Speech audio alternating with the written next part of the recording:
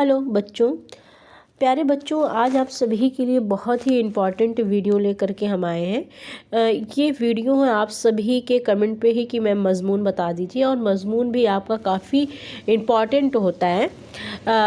और अक्सर मैंने देखा है कि मज़मून जो है आपके जो पिछले जो पेपर हुए उनमें क्या पूछा जाता है, इस तरीके से बताते हुए हम आज आपको फिर आने वाले पेपर में आपको कौन सा मज़मून आ सकता है, आज हम ये बताने की कोशिश करेंगे। तो ठीक है, आप देख रहे हैं कि बच्चों ये है आपका 2020 का, ठीक है, यानी कि 2000 आज आपका 23 चल रहा है, लेकिन ये आपका पास्ट वाला है, आपका 2020 का ये पेपर है।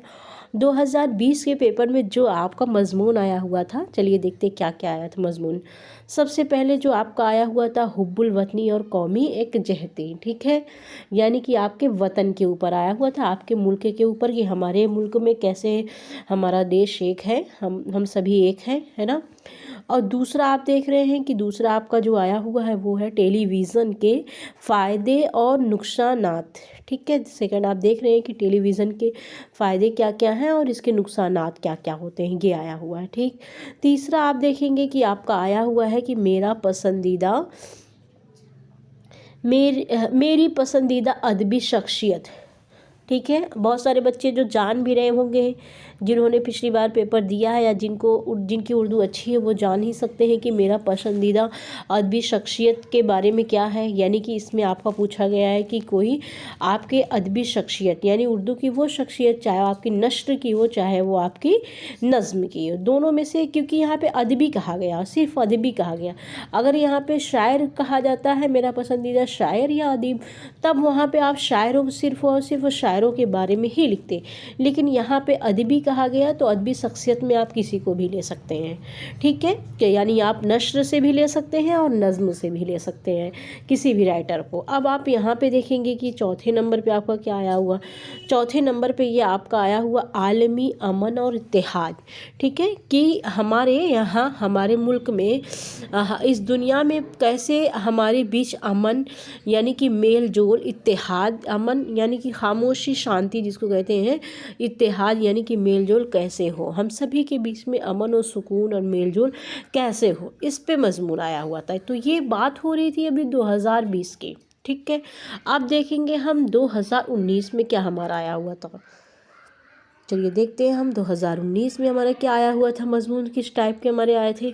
2019 में भी हमारा देखिए आया हुआ, सबसे पहले हमारा आया हुआ साइंस की बरकतें, ठीक है, यानी साइंस से क्या क्या हमें फ़ायदे हैं, साइंस ने क्या क्या कारनामे किए, साइंस से हम भी क्या, हमारे क्या फ़वायद हैं, यानी हम भी साइंस से क्या फ़ायदे लेते हैं, उसकी बरकतें क्या क्या हैं, ठीक है।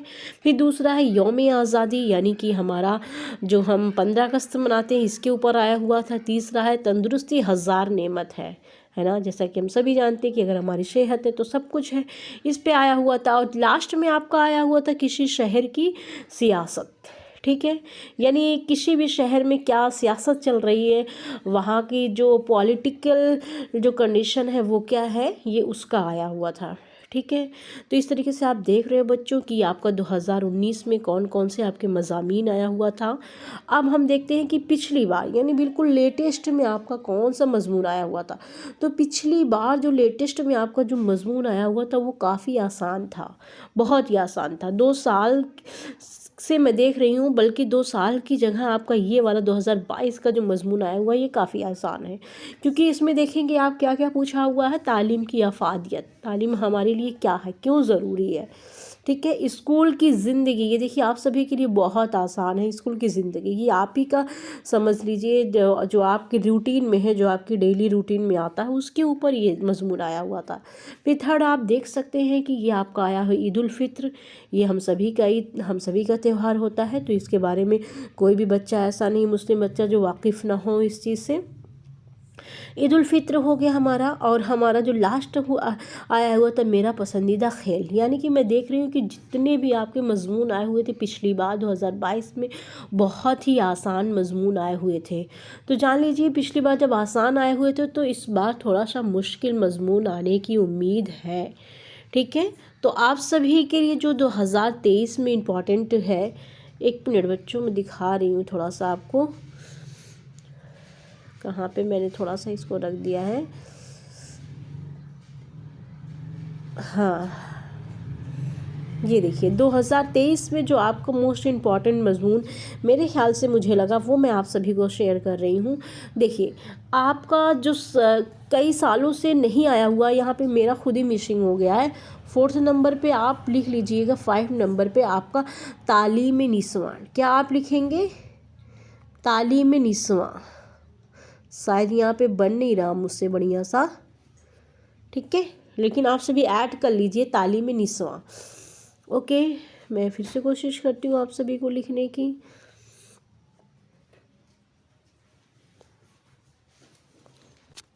ठीक है बच्चों, तो 5वें नंबर पर आप जो है तालीम निस्वां, ये जो है आपका मोस्ट इम्पॉर्टेंट है तालीम निस्वां बच्चों, ये वाला आप ज़रूर पढ़ें। ओके, तालीमी निस्वां सबसे पहले तो यही रखिएगा, आप तालीमी निस्वां को मोस्ट इम्पॉर्टेंट जानिए इस बार, क्योंकि ये काफ़ी सालों से आया हुआ नहीं है, तो इस बार इंशाल्लाह तालीमी निस्वां ज़रूर आ सकता है। दूसरा आप देखेंगे कि जो है आपका पसंदीदा शायर या अदीब, ये आप तैयार कर लीजिए।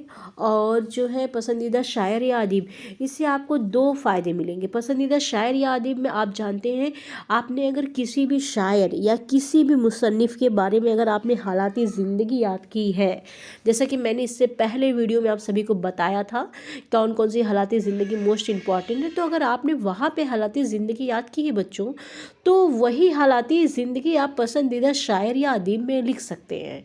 समझ रहे हैं कि एक तरीके से आपका एक पंथ 2 काम हो जाएगा आपका। एक तरीके से वहाँ पे आपने हालाती ज़िंदगी भी उसका काम ले लिया, और दूसरा अगर आपको नहीं याद है इन केस दूसरी, तो ठीक है, अगर आपको दूसरी याद है तब तो बहुत ही अच्छी बात है कि वहाँ पे आपको नंबर इस अच्छे स्कोर करने का वहाँ पे फ़ायदा मिल जाएगा। लेकिन अगर आपको नहीं याद है तो आप इस तरीके से वही हालाती ज़िंदगी किसी शायर या अदीब के बारे में यहाँ पे पूरी बातें उनके बारे में लिख सकते हैं। ठीक है, तो यौम जमहूरिया, ये देखिए दूसरा है यौम जमहूरिया, यानी आप जानते हो कि 26 जनवरी जो आपका होता है, क्या होता है आपका 26 जनवरी के बारे में आपको लिखना, रिपब्लिक डे के बारे में लिखना है। ठीक है, तीसरा है आपका आलमी अमन व इत्तेहाद। जैसे मैंने अभी आपको इससे पहले वीडियो में बताया था कि कैसे हमारे मुल्क में अमन हो, सुकून हो, आपस में मेल जोल हो, आपस में भाईचारा हो, है ना, इस तरीके से जो है इस पे आपको आलमी अमन और इत्तेहाद के बारे में लिखना है।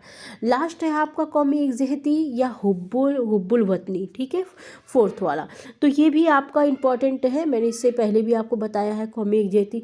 लेकिन बच्चों जो सबसे ज़्यादा मोस्ट इम्पॉर्टेंट है वो है आपका तालीम निस्वां, जो मैंने ये बताया। दूसरे पे आप ये रखिए यौम जमहूरिया, क्योंकि ये भी काफ़ी सालों से नहीं आया था। और आप उसके बाद अगर रख सकते हैं तो मेरा पसंदीदा शायर या अदीब। ओके, उसके बाद बच्चों, उसके बाद अगर आप 1-2 और जोड़ना चाहें तो बस आप सरसरी नज़र से ही 1-2 लिखे, 1-2 और याद कर लें। जैसे है आपका किसी तारीख़ी मुकाम की सैर, ठीक है, जो आपके हिस्टोरियल पैलेस जो होते हैं, प्लेस जो होते हैं आपके हिस्टोरियल, जैसे ताजमहल वगैरह, है ना, तो इसके बारे में अगर आप गए हैं, वहाँ की आपने सैर करी है, तो शायद जो आपने भी वहाँ पे की, जो कुछ भी आपने अपनी आंखों से देखा है, उसके बारे में आप किसी तारीख़ी मुकाम की सैर में लिख सकते हैं। ठीक है, एक और बचता है वक्त की पाबंदी, अगर आप चाहें तो इसको भी याद कर लें। ठीक है, मतलब आप मतलब उसे बढ़ा सकते हैं, इसलिए मैं बता रही हूँ। लेकिन यहाँ पे जो मैंने अभी आपको बताया है, ये वाला आप सभी के लिए सारा मोस्ट इम्पॉर्टेंट है बच्चों। ठीक है, तो इस तरीके से आप हमेशा परेशान थे कि मैं मज़मून बता दीजिए, तो मज़मून यानी आपका इससे यही है जो मैं आप सभी के लिए बताई हूँ।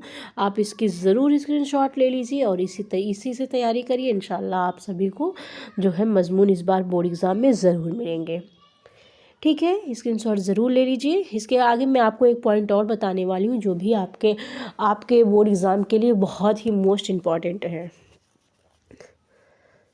देखिए, पॉइंट ये है बच्चों कि जब भी आप मज़मून लिखें, मज़मून लिखने का जो आपका तरीका होता है, वो बस आपने छाप दिया पन्ने और भर भर के कॉपी भर दिया, उससे आपको नंबर नहीं मिलने वाले हैं।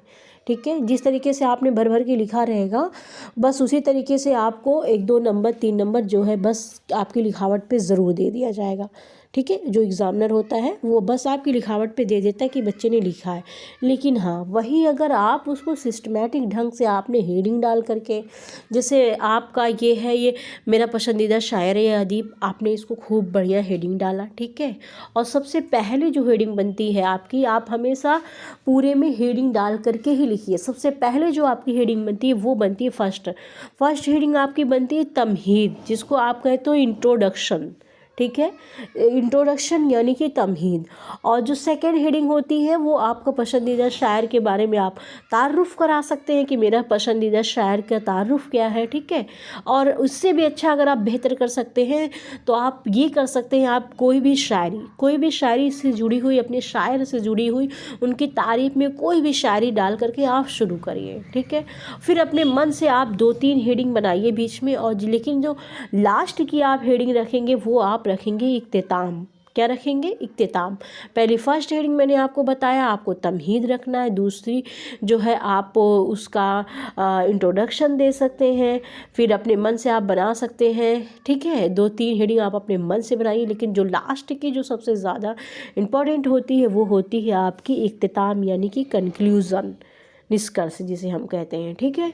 तो जब भी आप हेडिंग से लिखेंगे, आप शेर व शायरी से लिखेंगे, आप कोटेशन डाल के लिखेंगे, तो यकीन मानिए आपके नंबर कटने ही वाले नहीं हैं, ठीक है। बस मेरा इतना ही आप सभी से कहना था कि जो है बोर्ड एग्ज़ाम तो बिल्कुल पास आ गए हैं। आप सभी बहुत अच्छे से मेहनत से पढ़ते रहिए। जैसे जैसे मुझे वक्त मिलता है मैं आप सभी के लिए ज़रूर वीडियो लेकर के आऊँगी।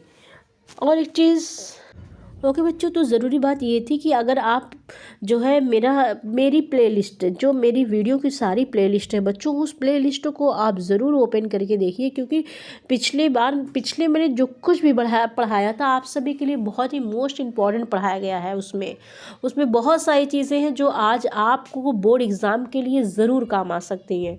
तो इसलिए प्यारे बच्चों मेरी प्लेलिस्ट ज़रूर देखिए आप, उस कहीं ना कहीं आपके बहुत काम की है। और जो है, जो हमारे नए बच्चे हैं या जो पुराने बच्चे हैं, देखने के बाद ज़रूर कमेंट में अपना नाम और आप कहाँ से हैं ये ज़रूर लिखिए। और आगे आपको जो भी प्रॉब्लम है आप ज़रूर मुझसे कमेंट करिए, मैं आप सभी को उसकी प्रॉब्लम का कोई ना कोई सल्यूशन ज़रूर निकालूंगी। तब तक के लिए आप सभी चैनल पे यूँ ही बने रहें, अपना ख्याल रखें, खूब मेहनत करें। बोर्ड एग्ज़ाम बहुत पास आने वाला, जैसे जैसे मुझे वक्त मिलता है मैं ज़रूर वीडियो बनाती हूँ। टेक केयर, अल्लाह हाफिज़।